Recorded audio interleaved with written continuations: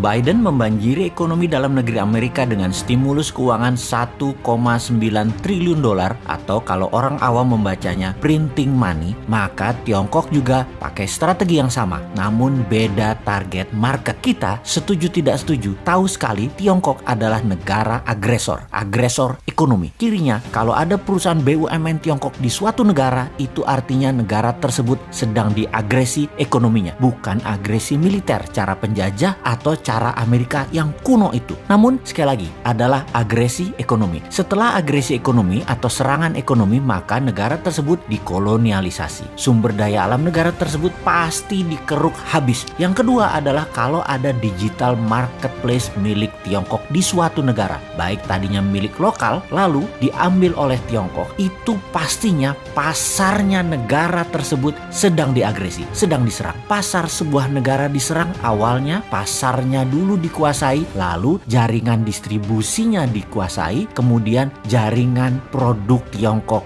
masuk. Kemudian ketika sistem pembayaran non-tunai asing masuk atau pembayaran non-tunai milik lokal kemudian dicaplok Tiongkok langsung atau tidak langsung, ini artinya sistem keuangan negara tersebut sedang diagresi. Semua ini terbungkus rapih dengan propaganda manisnya nanti ekonomi suatu negara tersebut jika bergabung dengan Tiongkok nantinya akan indah. Itu janjinya mereka, itu persepsi yang diberikan oleh mereka. Tapi nanti negara tadi suatu hari mereka jadi tua. Nanti negara yang diagresi tadi jadi kurus. Negara yang dikoloni jadi jelek, tak terawat karena nggak ada biaya maintenance, nggak ada biaya krim malam, nggak ada biaya sunblock, nggak ada biaya PRP, nggak dikrimbat rambutnya, nggak dipilates bodinya, nggak dikasih makan sehat tubuhnya. Begitu tua, jelek, penyakitan, pindahlah Tiongkok tadi cari bini baru. Sama, nggak bakal dirawat juga mereka. Ya dipakai terus aja sampai kering. Sedulur, perlukah kita urai apa sih yang negara tersebut atau negara selir-selir Tiongkok itu dikerjainnya? Juga ada pertanyaan, kok banyak sih negara mau jadi selirnya dan harus melayani kaisar Tiongkok tersebut? Strategi ekonominya ya sama seperti informasi di awal, dengan printing money. Itulah mengapa kita katakan berkali-kali, siapa negara yang pakai MMT? Ya hanya Tiongkok dan Amerika. Negara lain pakai teori ekonominya Adam Smith, pakai John Maynard Keynes, pakai ilmu-ilmu itu dah. Lalu bagaimana cara agar setelah SDA sebuah negara sudah di tangan, agresi berikutnya adalah pasar digital atau marketplace, dan setelah itu apa lagi? Yang dilakukan adalah mencekik ekonomi kelas bawah dengan mendapatkan dolar dari negara yang diagresi agar kering mata uang internasionalnya, agar kering mata uang multi currency negara yang diagresi tersebut. Tiongkok memberikan insentif di dalam negerinya. Insentif setiap dapat dolar dibayar renminbi 3 kali lipat. Misalnya baju batik dicetak di Tiongkok, dijual di marketplace. Batik Indonesia, buatan Indonesia, harga pasarannya adalah Rp150.000 untuk atasan. HPP Garment di Solo katakan Rp80.000. HPP ini harga pokok di mana-mana di seluruh dunia ya 11-12 lah. Pasti orang semua bahannya sama, hitung-hitungannya pasti sama. Di marketplace tadi dijual Rp50.000 loh atasan tadi. Itu pabrik di seluruh dunia juga bingung. Mereka bisa jual Rp50.000 di bawah HPP. Apa untung? Jadi panik lah para reseller. Borong barang Cina tadi, borong barang Tiongkok tadi, jual di offline,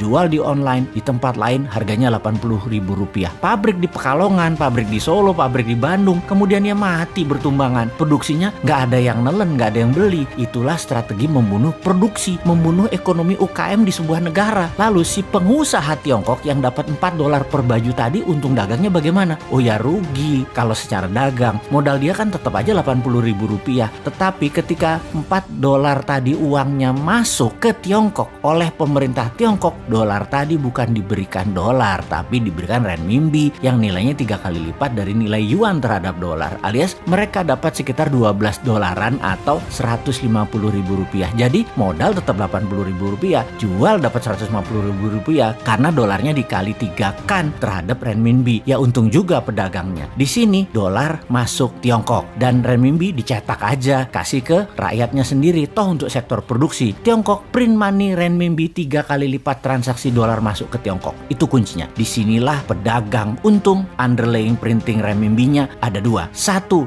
dolar yang nilainya sepertiga, sisanya manufaktur Tiongkok, sektor produktif, nggak bakal inflasi. Itulah teori MMT. Dengan satu strategi printing money, Tiongkok dapat dolar, Tiongkok dapat meningkatkan produksi, Tiongkok mematikan UKM negara koloninya, dan bisnis Tiongkok terus menyedot wilayah-wilayah lainnya lagi. Simpel kan bernegaranya mereka? Kok beginian aja nggak bisa ditiru sih? Tempe bener. Nyampe nggak sih ilmu beginian ke pejabat ekonomi dan keuangan negara? Oke lah, sing sabar ya kaum new mind, kita nonton aja old mind mainin negara. Walau nggak enak nontonnya, agak wagu, kikuk.